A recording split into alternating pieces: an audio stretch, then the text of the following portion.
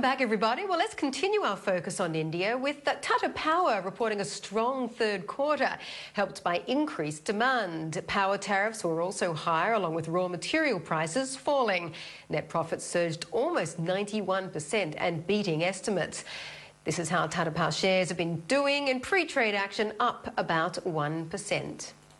Well, let's bring in Praveer Sinha, who is CEO and Managing Director of Tata Power, joining us now from Mumbai for this CNBC exclusive interview. Praveer, thank you very much for joining us today. It's certainly an impressive almost doubling of your quarterly profit, but considering that you were also helped by a number of one-offs, namely a harsh winter and also some compensation from the government, how sustainable do you think such a performance will be? Thank you, Mandy, for having me on this show. Yes, you are right. Tata Power performance has been very good. And this is, again, not a one-off performance. If you see, this is the 13th consecutive quarter in which we have shown growth in profit. Also, if you see, not only in this quarter, where our profits have gone up by nearly 90%, in the last 3 quarters put together, also on a YTD basis, we are nearly 90% higher. So I think consistently we have been moving towards a phase where one of the challenges that we used to have on Mundra, we are trying to see that how the tariff can be cost reflective. And fortunately, the imported coal price has now started coming down, and that should help us in future to continue to supply from Mundra and get a cost-reflective tariff. So we have seen that the Government of India supported such projects through the Section 11 operation, and also the regulator gave a tariff which was cost-reflective. So we expect going forward this consistency will be there. The demand of power in the country has increased.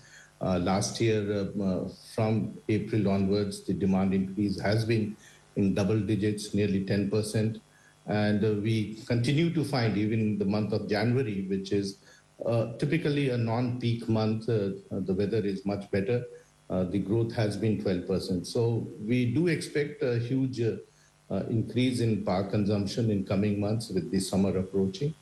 And we expect to continue the good performance in future too. In the same way that companies like ExxonMobil in the United States have faced political criticism over bumper profits, while customers are seeing very high prices at the pump, are you seeing pressure on you, sir, to try to reduce power bills for your customers? Our power bills have not gone up. As you know, in India, the power costs are regulated, and it's through a regulatory regime which ensures that the power cost is based on the cost of generation. And the increase that we have seen in profit is not only attributable to our thermal generation, where the power costs are reflected on the cost of coal, but it is also reflected because of better performance in our distribution business, better performance in our renewable business, which has started now giving us very good results. So I think a consistency of performance in all our businesses, all our hydro plants are doing very well. So right across, you can see the consistency of performance. It cannot be a one-time blip that we are seeing. It's a consistently good performance right across all our businesses. Now, Mr. Sinha, you mentioned the continuing growth when it does come to your profits, but I've got to ask the question because obviously India is going through somewhat of a green revolution, or even just an electricity revolution when you think about all the people that are more and more people going to have access, the EVs that are coming in and all the charging stations that you're building. So moving forward, how are you going to balance, you know, having that profit and the capital allocation to shareholders with the need to save for the next 10 years for India to really achieve its goals, invest significantly in all the things that India is going to require in order to power all of the infrastructure and all of these green plans? You're absolutely right, Will. There has been a lot of push, and we have seen in the recent budget, which was announced on 1st of February, that there is a huge push in increasing the spend on infrastructure sector.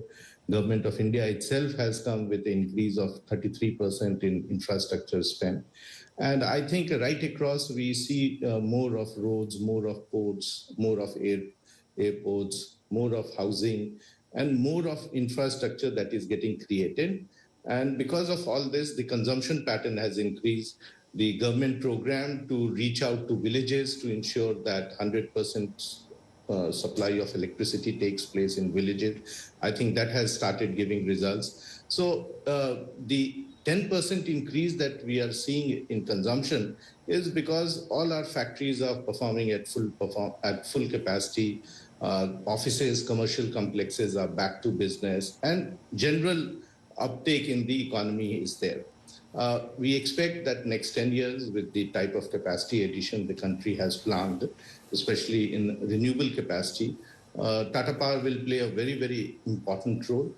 We have ourselves planned that from our existing nearly 4 gigawatt of capacity, which is operational, and another 3, which is under implementation, will become 20 gigawatt in next 5 years. So I think a huge growth potential is there.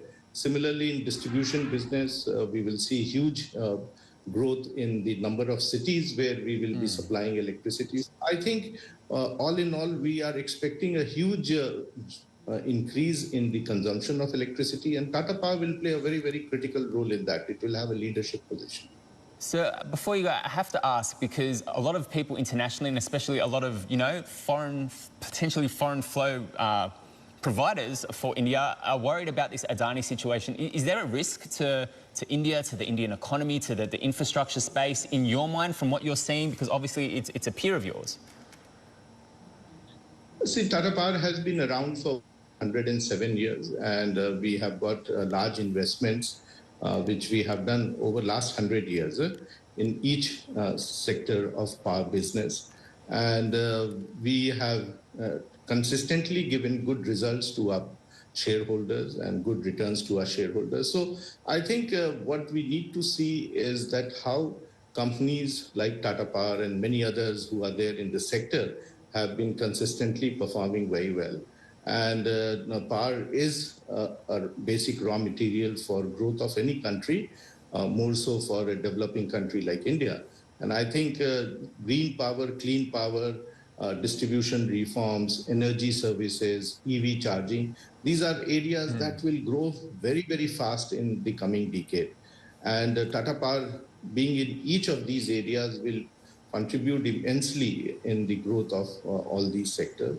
So I think this possibly is the best decade for India as also for Tata Power.